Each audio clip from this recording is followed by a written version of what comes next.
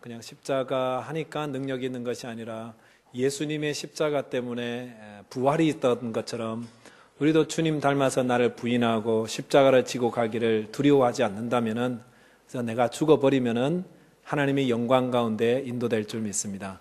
삶에 여러 가지 어려움들이 있습니까? 혹 내가 십자가를 지지 않아서 여전히 고통스럽지는 않습니까?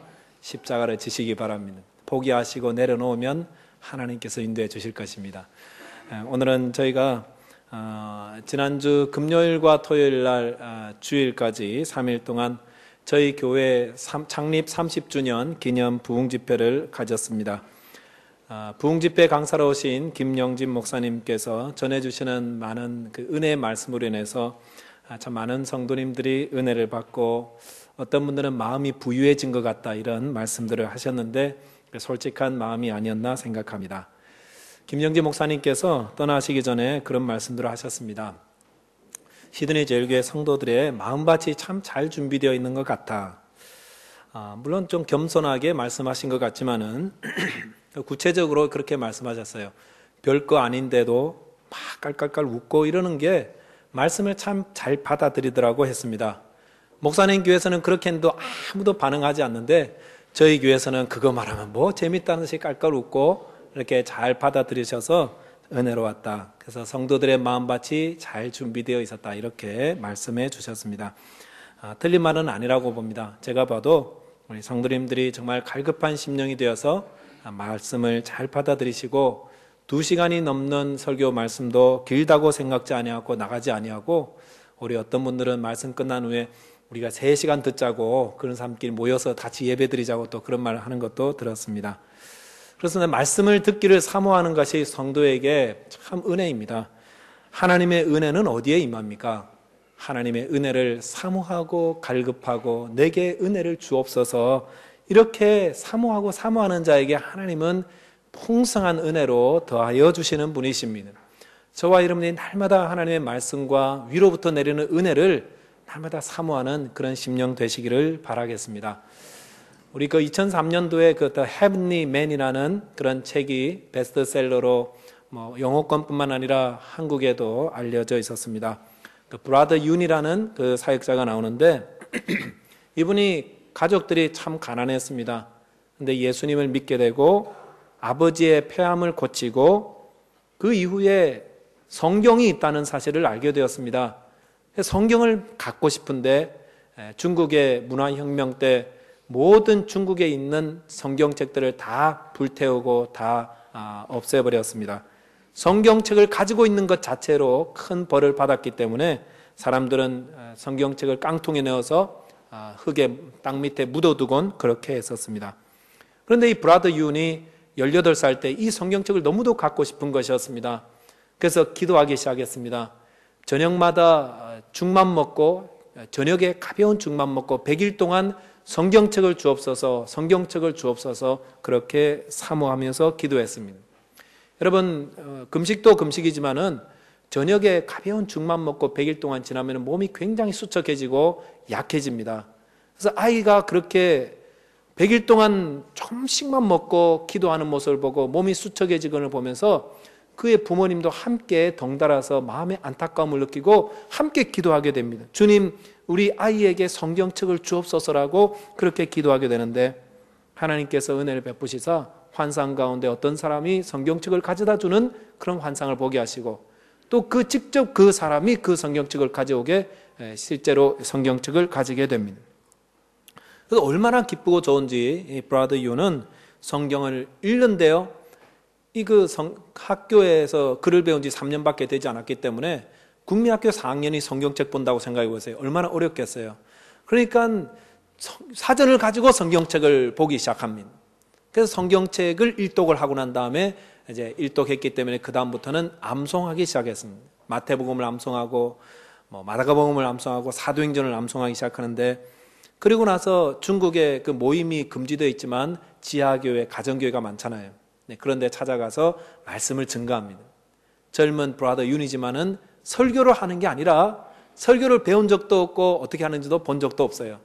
그러니까 어떻게 하겠습니까? 말씀 암송한 걸 그냥 외우기 시작하는 거예요. 태초에 하나님이 창세기고, 마태복음 1장부터 28장까지 쭉 그냥 암송해 나가는데, 그 암송하는 말씀을 듣던 중에 앉아있는 사람들이 은혜를 받고 성령의 충만함을 체험하게 됩니다. 왜 이런 은혜가 있겠습니까?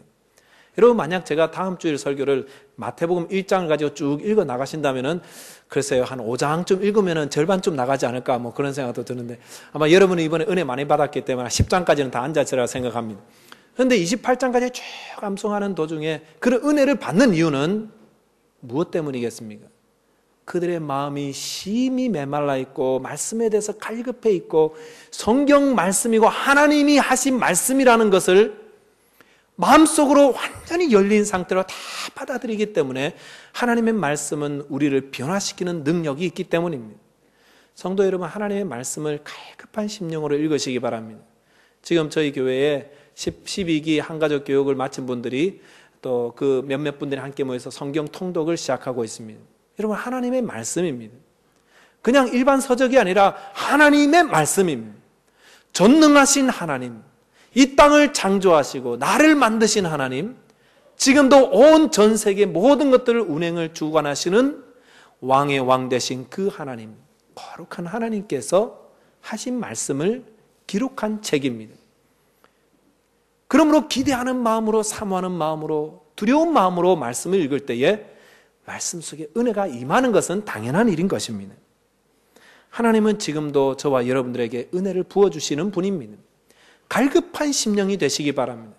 여러분이 가진 것이나 여러분의 환경이나 여러분의 자신감을 내려놓고요, 겸손하게 하나님 말씀을 들으신다면 그 은혜의 말씀을 통해서 여러분 속에 큰 은혜가 넘치리라고 믿습니다. 하나님께서는 그 베드로 9장 2장에 보시면은 저와 여러분들을 향하여서 택하신 족속이고 왕같은 제사장들이고 거룩한 나라고 그의 소유된 백성이라고 우리를 그렇게 불러주십니다. 하나님의 은혜를 받은 자입니다. 하나님의 은혜를 받은 모습이에요.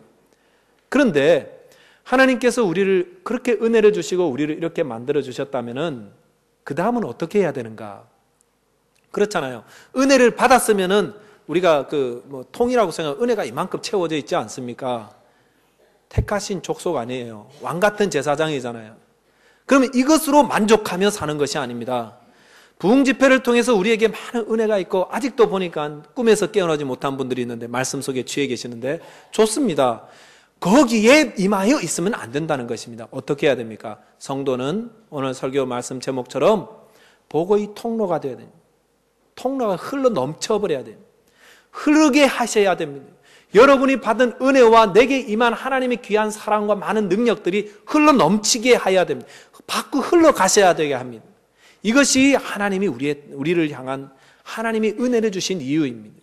그래서 베드로전서 2장 9절도 우리를 그렇게 부른 이후에는, 그렇게 하신 이유는 하나님이 아름다운 덕을 선전하게 하기 위함이다라고 하였습니다. 선전하기 위해서 흘러넘치는 은혜가 우리에게 임하시기를 바라겠습니다. 이런 부흥 집회 때 우리가 은혜를 받고 하나님의 은혜를 우리 속에 채워 넣었다면은 이제 여러분 속에 머물러 두게 하지 마시기 바랍니다. 은혜를 막 사모하면서 곱씹으면서 음미하는 그런 것도 좋지만, 이제는 그 은혜가 흘러넘쳐야 됩니다. 이웃에게 알려야 됩니다. 또 주위 사람들의 그 은혜를 자꾸 은혜의 능력이 임하게 해야 됩니다. 오늘 성경 말씀에 보면은 베드로와 요한은 오순절 성령 강림의 은혜를 받았습니다. 성령 강림의 은혜를 받고 나니까 두려움이 사라졌습니다. 말씀을 증거하게 됐습니다. 교회를 세우게 되었습니다. 그런데 그리고 나서 어떻게 했습니까? 이제 3장에 넘어오니까 그 은혜를 가지고 성전 미문에 앉아서 구걸하는 그 구걸하는 안전뱅이에게 그 은혜를 넘치도록 이렇게 전달해 주지 않습니까? 그래서 그들이 앉아있던 안전뱅이가 일어서는 놀라운 은혜가 또다시 나타나는 것입니다. 저와 여러분들이 은혜를 받았다면은 그 은혜를 통해서 또 다른 이에게 흘러넘치게 하고 전달해주고 그 능력이 나타나야 한다는 것입니다. 그렇다면 그